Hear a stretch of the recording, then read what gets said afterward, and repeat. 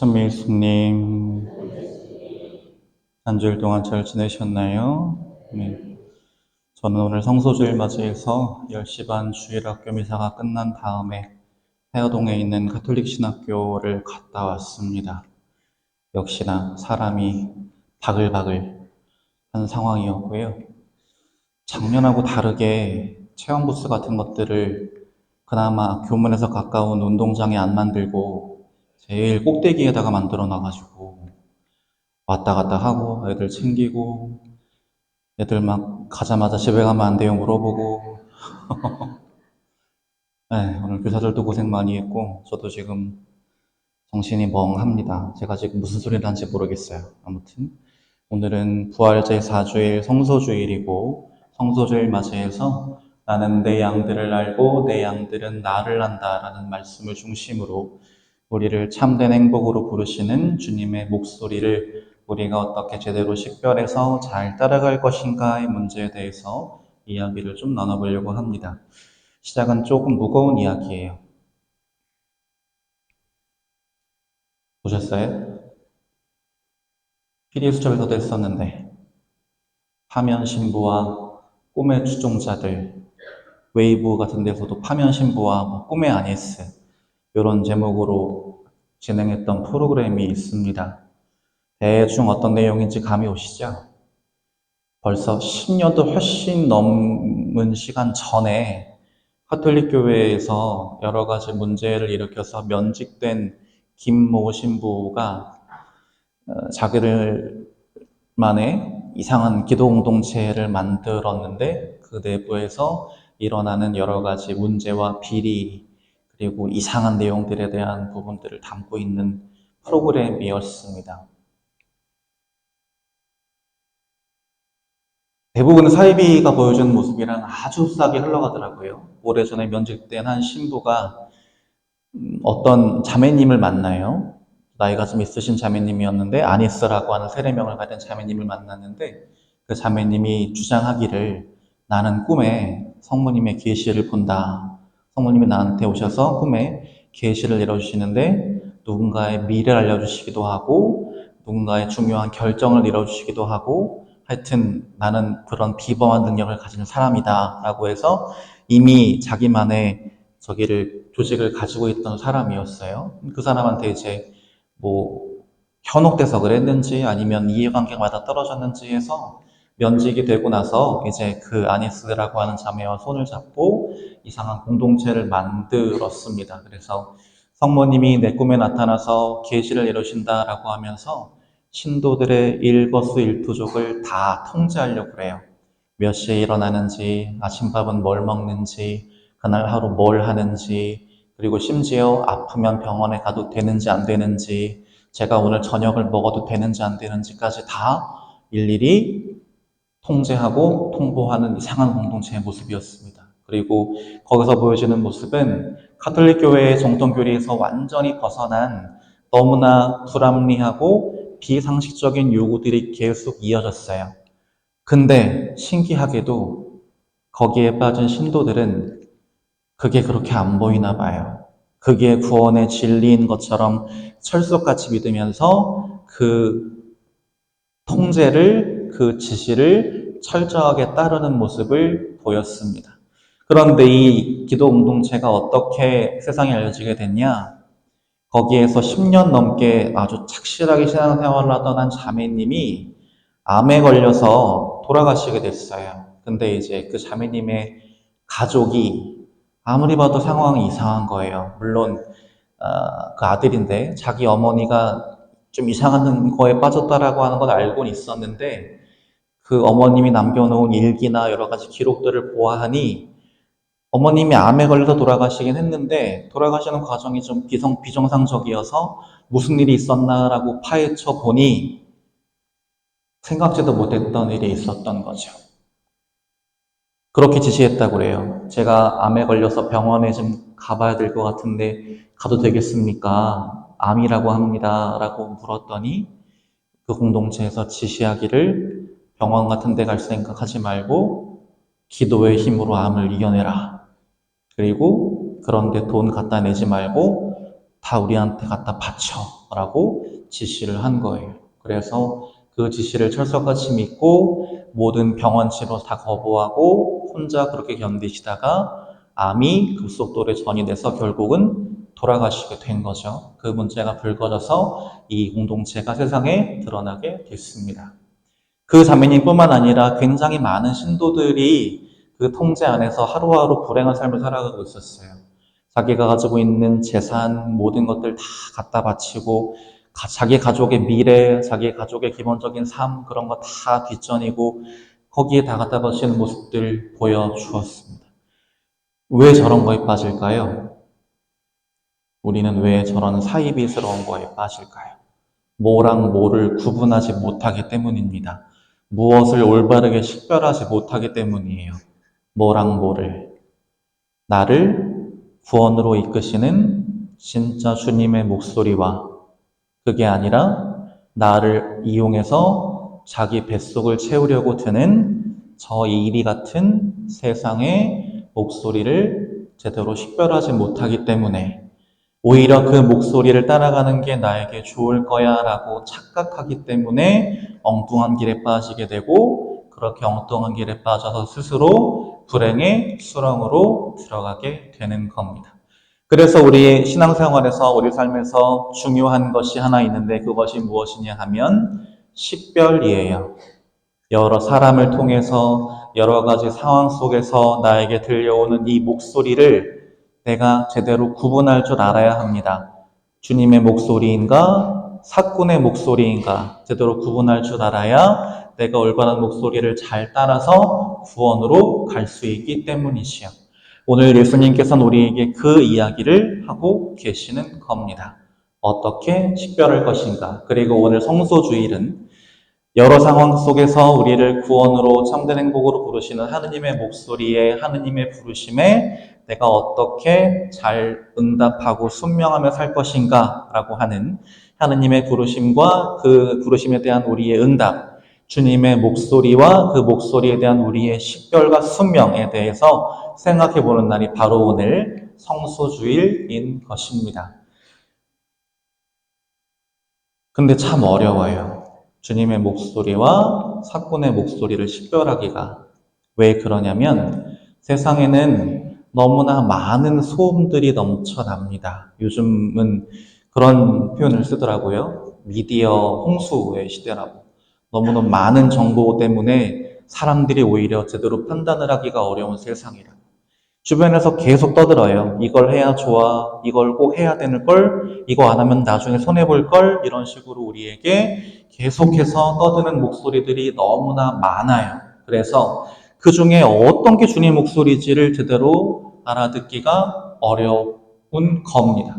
그럼 우리는 그 수많은 소음들 중에 어떤 게 주님 목소리인지를 우리가 어떻게 알 수 있어요? 라고 하는 게 궁금하실 텐데 그 식별의 기준, 분명한 기준이 하나 있어요.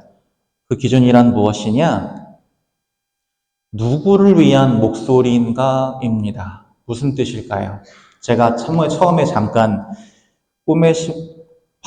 면직 신부와 꿈의 아니스라고 하는 거 이야기하면서 두 가지를 말씀드렸죠. 누구를 위한 목소리인가를 구분하는 기준에 대해서. 참된 목자는 누구를 위한 목소리를 낼까요? 그분의 양떼인 나를 위한 목소리를 냅니다. 그러면 사꾼, 우리를 이용해 먹으려고 하는 세상의 악한 세력들은 누구를 위한 목소리를 낼까요? 자기 자신을 위한 목소리를 냅니다. 그러면 내 귀에 들려오는 그 목소리를 차분하게 이성적으로 귀 기울여 들으면서 이게 누구를 위해 하는 소리지를 잘 따라가 보시면 돼요. 그러면 이성적으로 합리적으로 충분히 식별해낼 수가 있습니다. 예수님도 그 이야기를 하시는 거예요. 첫 번째 비교 대상은 사꾼입니다. 사꾼은 목자가 아니고 양도 자기 것이 아니기 때문에 이리가 오는 것을 보면 양들을 버리고 달아난다라고 말씀하십니다. 이 사람이 사꾼이에요. 그리고 저 뒤에 보시면 양들이 열심히 도망가고 있는 거 보이시죠?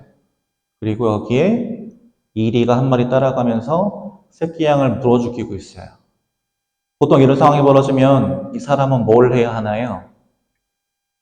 자기 몸을 던져서라도 저 양을 구해야 합니다. 그리고 이 일을 어떻게 해서든 죽이 살기로 쫓아내고 양들을 보호하는 역할을 해야 해요. 하지만 그러지 않아요. 왜? 어차피 내 양 아니니까. 나랑 별 상관없으니까. 쟤 하나 죽어도 나는 뭐 전혀 아쉽지 않으니까. 마음속에 사랑도 관심도 1도 없기 때문에 저런 선택을 하는 것입니다. 사꾼이라고 하는 세상의 목소리는 자기를 중심으로 생각하고요. 이해타산이라고 하는 논리를 앞세우고 자기가 어떻게 하면 더 큰 이익을 얻을 수 있을까? 자기가 어떻게 하면 더 큰 명예와 권력을 누릴 수 있을까만 생각하면서 거기에 우리를 수단으로 삼으려고 듭니다. 그러면서 이 사람들이 정말 웃기는 건 뭐냐면 그런 자기의 시커먼 속내를 어떻게든 안 들키려고 자꾸 포장해요. 야, 이게 나도 차고 하는 거야? 다 너 위해서 하는 거야, 임마. 그러면서 그 모든 것들이 마치 우리를 위한 것인 양 자꾸만 포장하려고 들어요. 또 우리에게 아주 큰 거짓말들을 하면서 우리의 마음을 흔들어 놓습니다. 어떤 거짓말을 하느냐? 나만 잘 따라와 봐. 나를 따라오면 내가 저 사람들처럼 고생하지 않고 이 세상에서 꽃길만 걷게 해줄게. 라고 유혹합니다. 우리 꽃길이라고 하면 굉장히 마음이 혹하죠. 누가 고생길을 걷고 싶어 하겠어요? 기왕이면 쉽고 기왕이면 더 편한 길을 걸어가면서 잘 떵떵거리고 살고 싶어 하지. 오죽하면 요즘 초등학생들 장래희망 1위가 돈 많은 백수잖아요. 그럴 정도로 우리가 그런 세상을 살고 있으니 두 번째 유혹은 뭐가 있을까 하면 나를 따라오면 내가 일확천금 부귀영화를 얻게 해줄게 라고 우리를 유혹합니다. 왜 우리가 비트코인에 빠지는 거랑 똑같아요. 비트코인에 돈을 왕창 들어갔다가 물려서 손해보는 사람들이 보통 왜 그렇게 손해를 보나요? 내가 여기에 이만큼 묻으면 이게 수천 배로 돌아오겠지라고 하는 허황된 꿈을 갖고 들어갔다가 그런 사단이 벌어지게 되죠. 이 사람들도 똑같습니다. 우리한테 자꾸 그런 유혹들을 해요. 지금 네가 나한테 재산을 바치는 게 손해인 것 같지만 그렇지 않아.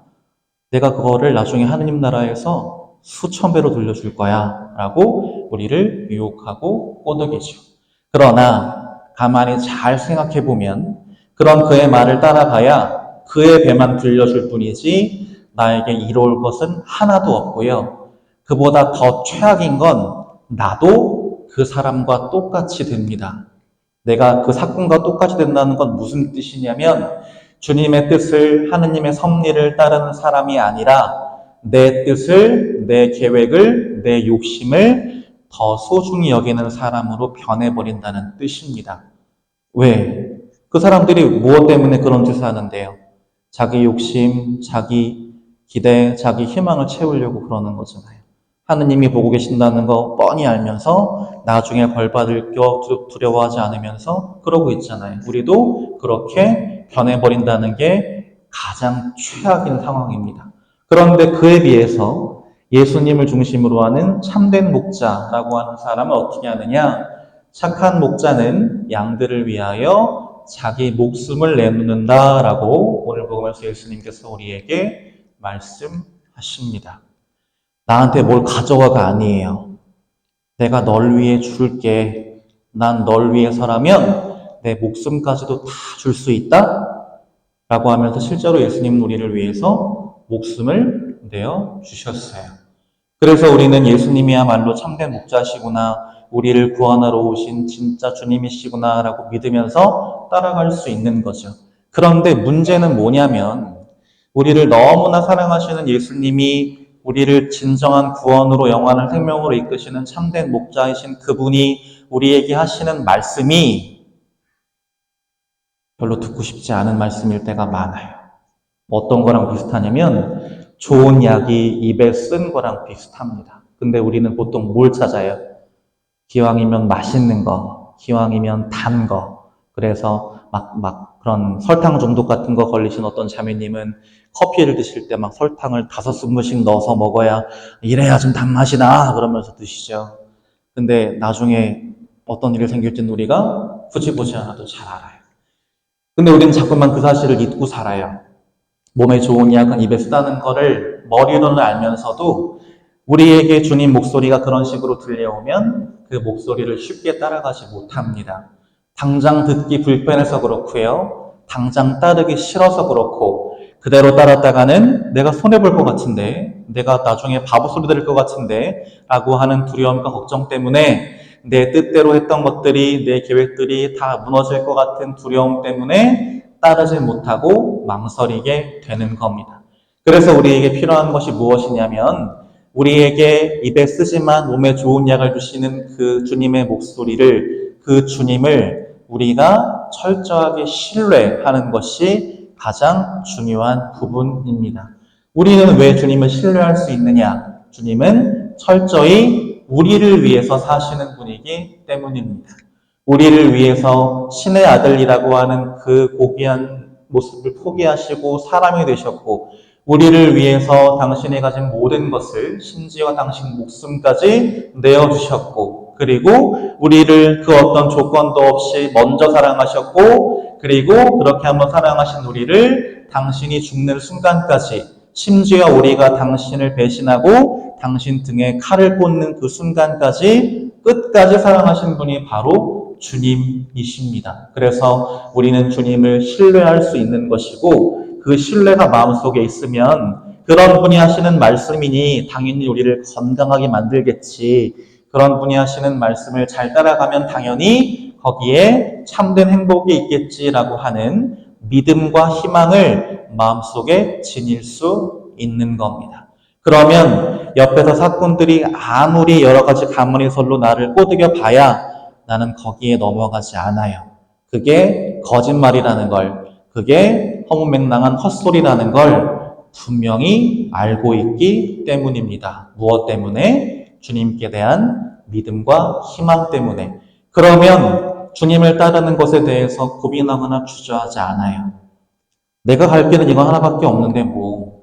그리고 다 주님께서 나 잘 되라고 하시는 말씀인데 뭐 라고 하는 믿음이 있기 때문에 일단 주님 말씀이라면 믿고 따라가 보는 그분의 참된 양이 될 수 있는 겁니다. 그렇게 그분을 따라가면 당연히 우리에게는 진정한 기쁨과 평화와 행복이 오는 것이겠지요. 그래서 예수님께서는 우리에게 말씀하십니다. 나는 착한 목자다. 그런데 나는 내 양들을 알고 내 양들은 나를 안다라고 하십니다. 주님께 대한 굳은 믿음과 희망을 가지려면 우리가 한 가지 중요한 작업을 해야 된다는 뜻입니다. 그 작업이란 무엇이냐? 주님을 아는 거예요. 그런데 주님을 아는 것이 무엇이냐? 성경 공부를 열심히 해서, 신앙 강좌를 열심히 해서, 하느님이 철학적으로 어떤 분이신지, 예수님이 신학적으로 어떤 일들을 하셨는지를 머리로 분석하라는 뜻이 아니에요. 주님을 안다는 건 주님과 함께 한다는 것이고, 주님과 친교를 이룬다는 것이고, 주님을 사랑한다는 뜻입니다. 주님을 관심을 가지고 내 시간을 그분께 내어드리고, 내 어떤 것들보다 주님의 뜻을 먼저 생각하고 찾고, 그리고 주님을 사랑하는 마음으로 그분을 더 알아가고자 노력하는 그 모든 과정들을 통해서 주님께 대한 사랑이 깊어지고 자연스레 그분께 대한 암도 깊어지는 선순환이 이루어지기 때문입니다. 그래서 제가 이미 여러 번 언급했던 문장이긴 한데요. 사랑하면 알게 되고 알게 되면 보이나니 그때 보이는 것은 전과 같지 않으리라 라고 하는 유홍준 씨의 글처럼 우리가 주님을 먼저 사랑해야 그분의 마음과 뜻이 무엇인지 제대로 알 수 있고, 그렇게 제대로 알아가야 그분의 말씀을 제대로 따를 수 있고, 그리고 참된 목자이신 주님께서는 우리가 그런 식으로 당신을 사랑하고 당신을 제대로 알아가고 그렇게 이루어지는 진정한 친교와 알을 통해서 우리와 당신이 더 깊고 더 완전한 사랑의 일치를 맺기를 바라십니다. 그렇다면 우리는 어떻게 해야 그분과 사랑의 일치를, 더 깊은 사랑의 관계를 맺을 수 있는가에 대한 이야기를 오늘 복음의 마지막 부분에서 예수님이 하시는데 이런 말씀을 하십니다. 아버지께서는 내가 목숨을 내놓기 때문에 나를 사랑하신다. 그렇게 하여 나는 목숨을 다시 얻는다 라고 말씀하십니다. 저 말씀을 오해하시면 안 돼요. 마치 하느님 아버지께서 예수님이 먼저 희생하셨기 때문에, 예수님이 먼저 철저히 순명하셨기 때문에 그거에 대한 보답으로 사랑해 주시고 그거에 대한 대가로 살려주셨다라는 뜻이 아닙니다. 그럼 저 말씀을 어떻게 알아들어야 할까요? 하느님께서 우리에게 주시는 사랑을 어떻게 하면 더 온전히 제대로 받아들일 수 있을까의 문제예요. 보통 남녀 사이의 사랑은 어떨 때 깊어질까요? 용구가 가장 최근 연애가 몇 년 전이야?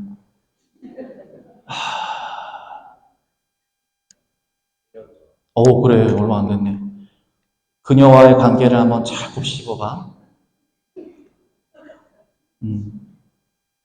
기승전결이 있을 거야. 자, 내가 이 친구를 정말 사랑하고 있구나. 이 친구가 나를 정말 사랑하고 있구나를 절절하게 느꼈을 때는 언제였니? 언제였어?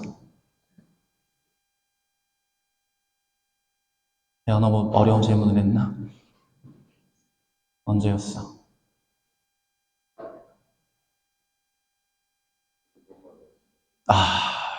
네가 그렇게 나가면 내가 이상한 사람이 되잖아. 물론 같이 있는 것만으로 좋겠지만 내가 열심히 그 사람을 위해서 선물을 주고 그 사람을 기뻐할 일만 열심히 하고 내 모든 것들을 다 내어줄 때 사랑의 일치가 될 것 같지만 그 사람이 나를 위해서 막 선물을 해주고 그럴 때 사랑의 일치가 될 것 같지만 그렇지 않다라는 거죠. 그러면 어떨 때 사랑의 관계가 깊어지고 돈독해질까요? 재난영화를 보면 답이 나옵니다.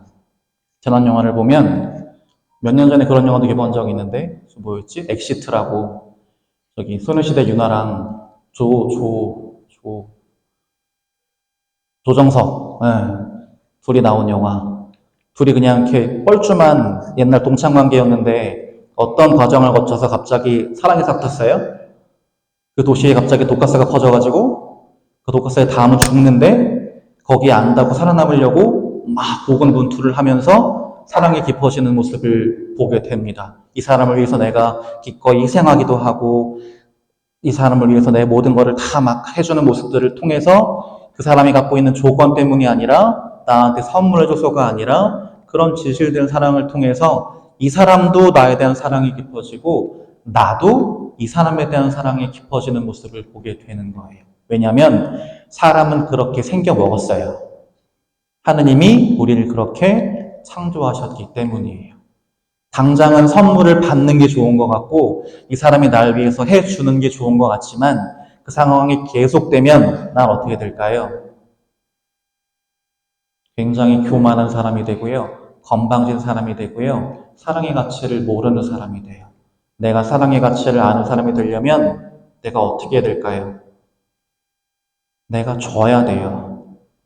사랑은 받는 행복보다 주는 행복이 훨씬 더 크고 주는 행복을 통해서 우리는 사랑이 더 완전해지기 때문입니다. 그러기 위해서 예수님은 우리에게 희생과 봉헌을 이야기하시는 거예요. 우리의 사랑이 더 완전해지고 하나님을 대한 우리의 마음이 더 커져서 그분이 우리에게 주시는 그 큰 사랑을 우리가 더 잘 담으라고, 그래서 하느님과 우리 사이의 사랑의 일치가 더 깊어지라고 우리에게 희생과 봉헌이라고 하는 말씀을 하시는 겁니다. 그렇다면 우리가 이제 성소라고 하는 걸 생각해보는 이번 주 나 자신의 모습을 한번 돌아볼 수 있었으면 좋겠습니다. 나는 하느님의 사랑을 잘 받아들이기 위해서 나는 그분을 위해서 얼마나 나를 희생하고 내가 가진 것을 아낌없이 봉헌하려는 마음으로 살고 있는가. 내 이웃을 너 자신처럼 사랑해라. 가서 가진 것을 팔아 가난한 이들에게 나누어 주고 나를 따라라 라고 하는 주님의 목소리에 나는 얼마나 충실하게 응답하면서 살고 있는가 라고 나 자신의 모습을 한번 돌아보실 수 있었으면 좋겠어요. 그렇게 순명하는 모습 안에서, 그렇게 주님을 제대로 따라가는 모습 안에서 내가 그분의 참된 양이라고 하는 사실이 드러날 것이고, 내가 주님의 참된 양이 될 때 주님을 만나고 그분과 함께하는 이 신앙생활이 더 이상 무미건조하고 싫은 일이 아니라 너무나 기쁘고 마음 설레이고 행복한 일이 될 수 있을 겁니다.